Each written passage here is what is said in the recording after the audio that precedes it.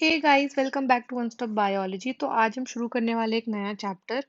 हम शुरू करने वाले हैं एनसीईआरटी क्लास 11th का चैप्टर 3 जो कि है प्लांट किंगडम। तो अभी तक हमने फर्स्ट 2 चैप्टर्स फिनिश कर लिए हैं और हमने लास्ट चैप्टर में पढ़ा था 5 किंगडम क्लासिफिकेशन के बारे में, right. So basically 5 kingdom classification जो है वो दिया था विटेकर ने 1969 में। और इन्होंने 5 किंगडम में कैसे क्लासिफाई करा था। पहला किंगडम है मोनरा, दूसरा है प्रोटिस्टा, तीसरा है फंजाई, चौथा है प्लांट और पांचवा है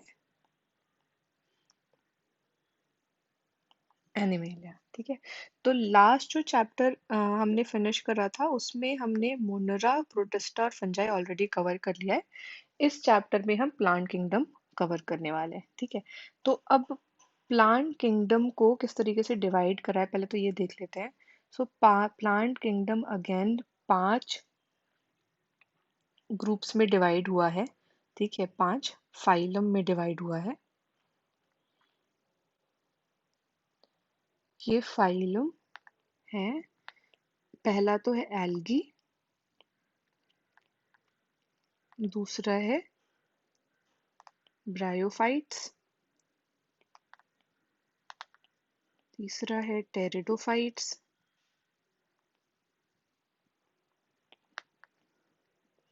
चौथा है जिम्नोस्पर्म्स और लास्ट है एंजियोस्पर्म्स। ठीक है। तो हम ये सारे ही फाइलम्स इस चैप्टर में कवर करेंगे। हम स्टार्ट करेंगे एल्गी और आज की वीडियो में हम एक तो ये डिस्कस करेंगे कि इनको किस बेसिस पे डिवाइड किया गया है और उसके बाद हम एल्गी स्टार्ट करेंगे। ठीक है। तो बेसिकली जो है क्लासिफिकेशन किस तरीके से हुआ है इन सारे ही ऑर्गेनिजम्स का, जितने भी प्लांट ऑर्गेनिजम्स हैं उनको क्लासिफाई करने के लिए during the course of time बहुत सारे लोगों ने अलग अलग सिस्टम्स बनाए। और जो पहला सिस्टम बनाया था वो बनाया था लिनियस ने। ठीक है। और इन्होंने आर्टिफिशियल क्लासिफिकेशन दिया था। जैसा कि नाम से ही पता चल रहा है कि वो सिस्टम को हम ट्रू क्लासिफिकेशन नहीं मानते हैं, वो आर्टिफिशियल क्लासिफिकेशन है। उन्होंने क्या बोला कि जो है किसी भी स्पीशीज के मॉर्फोलॉजिकल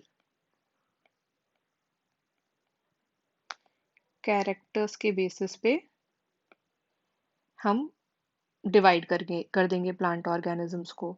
अब मॉर्फोलॉजिकल कैरेक्टर्स जो है सुपरफिशियल होते हैं। ठीक है।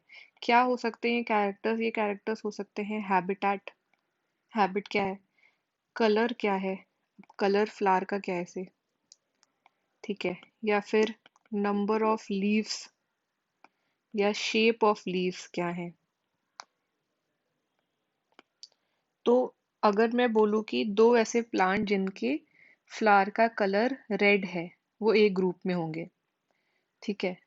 और दो ऐसे प्लांट्स जिनके लीव्स ट्रायंगुलर हैं तो वो एक ग्रुप में होंगे। ये बहुत ही सुपरफिशियल होगा क्योंकि हो सकता है कि ये दो प्लांट्स जिनके फ्लावर का कलर रेड है वो बाकी अपने सारे कैरेक्टर्स में बहुत ही अलग हो। ठीक है। तो बेसिकली इन्होंने क्या करा कि इस तरीके से डिवीजन के वजह से दो बहुत ही क्लोजली रिलेटेड स्पीशीज को दो अलग ग्रुप्स में रख दिया जस्ट बिकॉज उनके कुछ कैरेक्टरिस्टिक फीचर्स अलग थे। दूसरी चीज इन्होंने क्या करा कि इन्होंने वेजिटेटिव और जो सेक्सुअल कैरेक्टरिस्टिक्स थे, ठीक है, इन दोनों को इक्वल वेटेज दिया। ऑल्दो हमें ये पता है कि वेजिटेटिव कैरेक्टर्स जो होते हैं प्लांट्स में वो इन्वायरमेंट से बहुत जल्दी इफेक्ट होते हैं। ठीक है। तो आप इक्वल वेटेज नहीं दे सकते हैं। अब क्योंकि ये जो आर्टिफिशियल सिस्टम था क्लासिफिकेशन का ये हम ट्रू नहीं मानते हैं तो उसके बाद आया सेकंड क्लासिफिकेशन जो कि है नेचुरल क्लासिफिकेशन। ठीक है। जिसको हम कंसिडर करते हैं कि हाँ ट्रू सिस्टम ऑफ क्लासिफिकेशन है। अब इस क्लासिफिकेशन में बेसिकली क्या बोला कि हम इंटरनल और एक्सटर्नल दोनों ही फीचर्स को कंसिडर करके क्लासिफाई कर सकते हैं। ठीक है, तो ये क्लासिफिकेशन जो है वो दिया था जॉर्ज बेंथम और जोसेफ डाल्टन हुकर ने। ठीक है, और इन्होंने क्या बोला, इन्होंने ये बोला कि हम एक्सटर्नल और इंटरनल दोनों ही फीचर्स को, जैसे कि स्ट्रक्चर, एनाटॉमी, एम्ब्रायोलॉजी, फाइटोकेमिस्ट्री, तो ऐसे सारे ही कैरेक्टरिस्टिक फीचर्स को कंसिडर करके क्लासिफाई करेंगे। तो अब जो क्लासिफिकेशन हुआ उसमें हमने ग्रुपिंग जो है ऑर्गेनिजम्स की वो काफी हद तक एक्यूरेट करी। ठीक है, अब तीसरा जो एक और क्लासिफिकेशन आया वो है फाइलोजेनेटिक क्लासिफिकेशन। तो फाइलोजेनेटिक क्लासिफिकेशन बेस्ड होता है इवोल्यूशनरी रिलेशनशिप पे। ठीक है, तो आप मान लो कि हम, जैसे कि हम बहुत सारे फॉसिल्स की स्टडी करते हैं, राइट? तो ये बहुत काम आता है उन उन प्लांट्स के लिए जिनका हमें फॉसिल हिस्ट्री नहीं पता है, या फॉसिल्स के फॉर्म में वो कभी हमें मिले ही नहीं, कोई एविडेंस नहीं मिला है ना। तो उन हम कैसे कंपेयर करते हैं कि अगर दो ऑर्गेनिज्म सेम टैक्सा के हैं तो उनकी एंसेस्ट्री सेम होगी। ठीक है, तो बेसिकली अगर सेम टैक्सा के ऑर्गेनिज्म हैं तो उनकी एंसेस्ट्री कॉमन होगी, और वहां से हम क्लासिफिकेशन डिराइव कर लेते हैं। ठीक है, वै जैसे कि ये सिस्टम है फाइलोजेनेटिक क्लासिफिकेशन का, वैसे ही बहुत सारे तरीके की टैक्सोनॉमी भी है फिर, जैसे कि न्यूमेरिकल टैक्सोनॉमी। न्यूमेरिकल टैक्सोनॉमी में क्या होता है कि नंबर्स और कोड्स हम असाइन कर देते हैं कैरेक्टर्स को। ठीक है, और फिर इन नंबर्स और कोड्स के बेसिस पे डेटा प्रोसेस करते हैं, और इसके बेसिस पे हम बहुत सारे कैरेक्टर्स असाइन करके ग्रुपिंग कर देते हैं ऑर्गेनिजम्स की। ठीक है, वैसे ही नेक्स्ट क्या है, साइटोटैक्सोनॉमी। साइटोटैक्सोनॉमी में बेसिकली क्या होता है, साइटोटैक्सोनॉमी में ये होता है कि आप साइटोलॉजिकल इंफॉर्मेशन जो है स्पीशीज की, ठीक है, आपके पास जो भी साइटोलॉजिकल इंफॉर्मेशन है, जैसे कि क्रोमोसोम का नंबर, क्रोमोसोम का साइज, है ना, तो यहाँ पर हम साइटोलॉजिकल इन्फो के बेसिस पे, जैसे क्रोमोसोम नंबर, क्रोमोसोम का स्ट्रक्चर, है ना, इसका बिहेवियर, इसके बेसिस पे अगर हम क्लासिफाई कर दें। वैसे ही कीमोटैक्सोनॉमी है। कीमोटैक्सोनॉमी क्या है कि केमिकल कॉन्स्टिट्यूएंट्स जो हैं, ठीक है, उन केमिकल कॉन्स्टिट्यूएंट्स के बेसिस पे अगर हम डिवाइड कर दें ऑर्गेनिजम्स को। ठीक है, तो ये तो बेसिकली हो गया हमारा सिस्टम ऑफ क्लासिफिकेशन। तो अलग अलग सिस्टम के अकॉर्डिंग हमने अपनी ज़रूरत के हिसाब से क्लासिफाई करा है ऑर्गेनिजम्स को। अब पहला जो है हमारा ग्रुप है वो है एल्गी। ठीक है, अब एल्गी क्या होता है, एल्गी होता है क्लोरोफिल बियरिंग, मतलब क्लोरोफिल होता है, सिंपल स्ट्रक्चर होता है, थैलॉइड होता है, थैलस के फॉर्म में होता है बॉडी, ऑटोट्रॉफिक मतलब खुद से खुद का खाना प्रिपेयर करता है, और ज्यादा एक्वेटिक होता है, दोनों ही फ्रेश वाटर और मरीन। ठीक है, अब हैबिटेट क्या होता है इनका, तो बेसिकली बहुत ही वास्ट हैबिटेट माना जाता है ना, और ये जो है मॉइस्ट कंडीशंस में ज्यादा रहते हैं, तो मॉइस्ट स्टोन्स हो गए, है ना, सॉयल हो गया या वुड हो गया, ऐसे बहुत सारे जगह पर पाया जाता है। बहुत सारे एल्गी जो है वो फंगस के, फंजाई के एसोसिएशन में भी पाए जाते हैं, है ना, जिनको हम बोलते हैं लाइकेंस, और कुछ एनिमल्स के साथ भी एसोसिएटेड होते हैं, जैसे कि स्लॉथ बियर के साथ। तो ये अलग अलग एनिमल्स और दूसरे दूसरे तरीके के ग्रुप्स के साथ सिम्बायोटिक एसोसिएशन में भी पाए जाते हैं। ठीक है। अब फॉर्म और साइज क्या है इनका, तो बेसिकली फॉर्म और साइज बहुत वेरिएबल होता है। माइक्रोस्कोपिक भी होते हैं जैसे क्लमाइडोमोनास, ठीक है, और केल्प्स होते हैं। केल्प्स जो हैं वो काफी बड़े बॉडीज बना देते हैं, प्लांट बॉडीज बना लेते हैं। ठीक है। ये जो है केल्प जो होता है वो मरीन फॉर्म होता है। तो माइक्रोस्कोपिक यूनिसेल्यूलर जैसे क्लेमाइडोमोनास कोलोनियल फॉर्म में भी पाए जाते हैं जैसे वोल्वॉक्स, फिलामेंटस फॉर्म में भी पाए जाते हैं जैसे इलोथ्रिक्स और स्पाइरोगाइरा। ठीक है। अब नेक्स्ट जो है वो है रिप्रोडक्शन। अगेन बहुत इंपॉर्टेंट पार्ट है ये एल्गी में। तो बेसिकली एल्गी रिप्रोड्यूस करते हैं तीन तरीकों से, है ना। अब वो तीन तरीके क्या हैं, या तो वो वेजिटेटिव होगा, या तो एसेक्सुअल होगा, और या तो सेक्सुअल होगा। ठीक है। अब जो वेजिटेटिव रिप्रोडक्शन होता है वो होता है फ्रैगमेंटेशन से। ठीक है। फ्रैगमेंटेशन में क्या होता है कि जो प्लांट बॉडी होती है, जो मेन प्लांट बॉडी होती है, जो पेरेंट बॉडी होती है, ठीक है, उससे उसमें फ्रैगमेंट्स बन जाते हैं। ठीक है। और ये फ्रैगमेंट्स जो हैं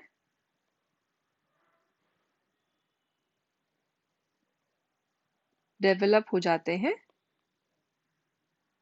थैलस में। यही फ्रैगमेंट्स मेन जो पेरेंट बॉडी है उससे डिसोसिएट होकर बना देते हैं थैलस। ठीक है। ए सेक्सुअल रिप्रोडक्शन, तो अब ए सेक्सुअल रिप्रोडक्शन होता है बहुत ही तरीके के स्पोर्स से, डिफरेंट स्पोर्स से, और जो सबसे कॉमन स्पोर है वो है जूस्पोर।